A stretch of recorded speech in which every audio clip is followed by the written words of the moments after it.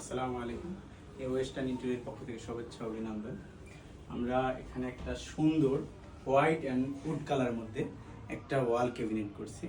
এটা সম্পূর্ণ different, SPL কিংবা অ্যাক্রিলিকের থেকে ডিফারেন্ট, দেখতেও অনেকটা সুন্দর।